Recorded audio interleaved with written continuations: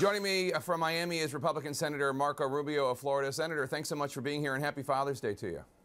And to you and to everyone watching, all the fathers, happy Father's Day. So let me ask you, President Trump took to Twitter this week to lash out at Special Counsel Robert Mueller and Deputy Attorney General Rod Rosenstein. Let me read you one of the tweets. Quote, "You are witnessing the single greatest witch hunt in American political history, led by some very bad and conflicting people. Hashtag Make America Great Again."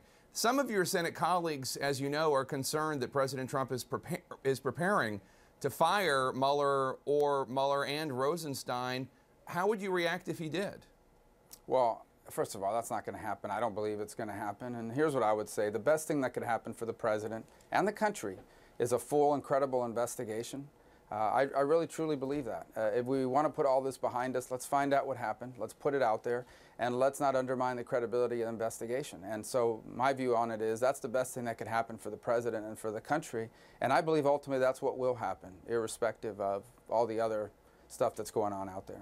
Would you have predicted that he was going to fire Comey? I wouldn't have.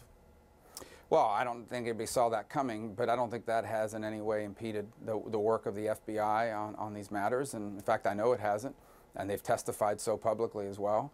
And it hasn't impeded the work of the Senate Intelligence Committee. So, you know, these investigations continue to move forward. They're broad. They're about everything.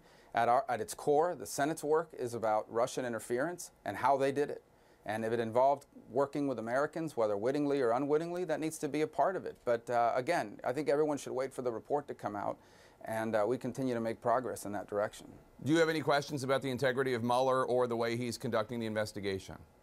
No, I have no reason to. His reputation is stellar, as everyone has said, and I believe he's going to conduct a full and fair and thorough investigation that we should have confidence in. And I'll continue to believe that based on his reputation and years of service to our country, unless there's any evidence to the contrary.